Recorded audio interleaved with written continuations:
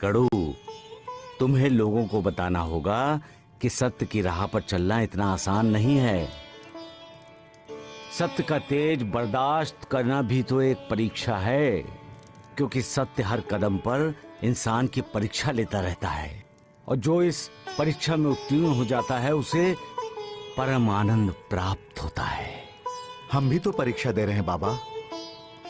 बाबा, आप तो हमारी परीक्षा लेते रहते हैं साईनाथ। सगुण, मुझे अपने भक्तों को विकारों से बचाने के लिए उनकी परीक्षा लेनी पड़ती है। बाबा, अब आपकी आज्ञा हो तो मैं लौटना चाहता हूँ। कड़ू, कहाँ जाओगे? भ्रमण करूंगा, हर दिशा में जाऊंगा और भक्ति का प्रसार करूंगा बाबा। कड़ू, बंबई जरूर जाना। हाँ बाबा, आप तो शिरडी के बाहर कभी गए नहीं, तो फिर आपको बंबई के बारे में क्या जानकारी होगी? सगुण, बंबई शहर के पास ही थाना है ना गड़ू? हाँ बाबा। देखा? हाँ देखा? वहां थाना में कोपिनेश्वर का मंदिर है। गड़ू, तुम वहां भजन कीर्तन जरूर करना। हाँ, अवश्य करूंगा बाबा। इसके पहले तो आपने कभी दासगणु जी को नहीं बताया कि उन्हें कीर्तन प्रवचन करना चाहिए। अब क्यों बताया साईनाथ? मैं तुम्हें क्यों बताऊं? हाँ? बाबा का कोई भक्त होगा जिसे बाबा शिरडी बुलाना चाहते हैं। देखा महालसापति, देखा? हाँ, श्यामा का ये विद्यार्थी तात्या चतुर हो गया है। कड़ू, वहां थाना में कोपिनेश्वर मंदिर में भजन कीर्तन करना मत भूलना, समझे? क्योंकि ये तो परीक्षा की घड़ी है। हाँ, परीक्षा? हाँ, परीक्षा। उसकी भी और मेरी भी।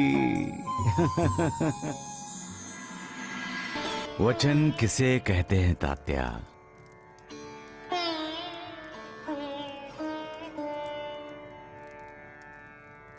हमारी वाचा जो शब्द बोलती है वही वचन है। हमारा किसी से किया हुआ वादा वचन है। हमने किसी पर विश्वास जीतकर उसे जो शब्द दिया है वो वचन है। हमारी हर शपथ वचन है तात्या, हमारी हर कसम वचन है, हमारा हर आशीर्वाद वचन है, हमारा हर शाप, हमारी हर बद्दुआ वचन है। इसलिए तात्या, कभी किसी के लिए दिल से बुरा नहीं बोलना चाहिए, ना ही सोचना चाहिए, क्योंकि दुआ हो या बद्दुआ, जब हम किसी को देते हैं तब उसको सच करने के लिए हमने जो भी पुण्य जमा किए हैं वो खर्च हो जाता है। और जब दिया हुआ वचन भंग होता है तब इंसान के हाथों पाप होता है। वचन भंग होना बहुत बड़ा पाप है तात्या, बहुत बड़ा। ज्ञानी, विद्वान, संत और महात्मा ने वाचा को बहुत महत्व दिया है, क्योंकि वाचा से ही इस सृष्टि का निर्माण हुआ है।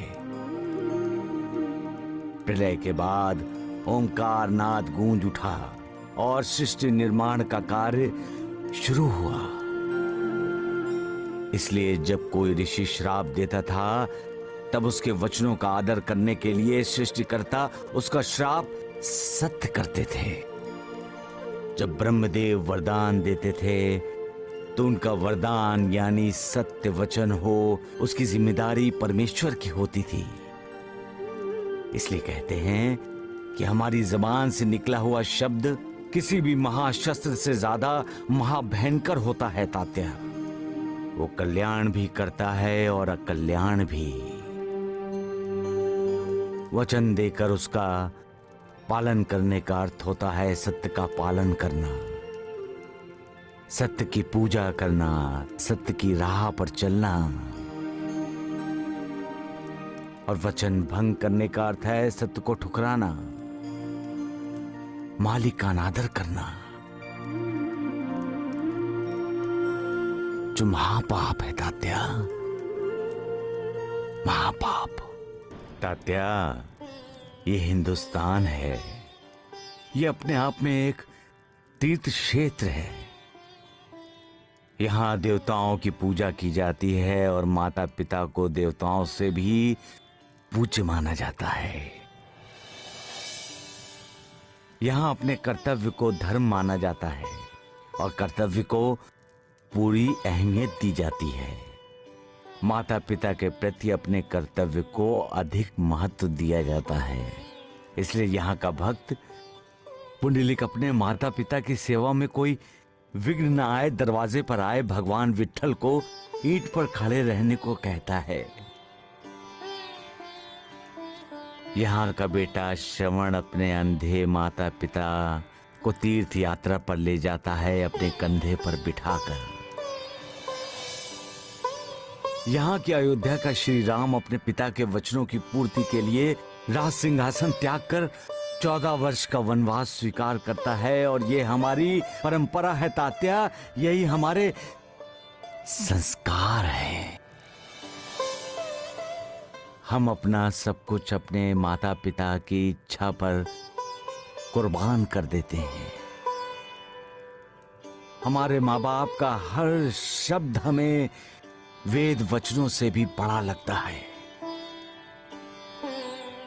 हमारे माता पिता का जब सम्मान होता है तो हमें लगता है हमारा गौरव हो रहा है, और जब हमारे माता पिता का अपमान होता है तब हम अपने आप को धिक्कारते हैं।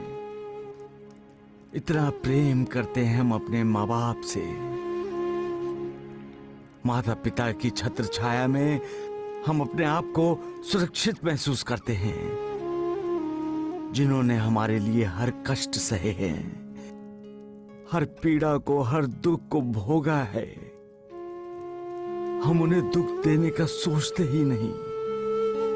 फिर भी कभी कभार ऐसा कोई राक्षस किसी माँ की कोख से जन्म लेता है जो पैसों के लालच में अपनी माँ को ठुकराता है। उसे बेसहारा छोड़ते हुए वो ये भूल जाता है कि उसकी माँ बेसहारा नहीं हुई, वो खुद बेसहारा हो गया है। रुपए पैसों के लालच में अपनी माँ को त्यागने वाला ये जानता ही नहीं कि उसने क्या खोया है। माँ का प्यार पैसों के तराजू में नहीं तोला जा सकता तात्या, नहीं। जो अपने पिता की अवज्ञा करता है, जो अपनी माँ को दुख देता है, वो जिंदगी के हर मोड़ पर सुख के लिए तरसता रहता है तात्या, तरसता रहता है, तरसता रहता है। सबका मालिक एक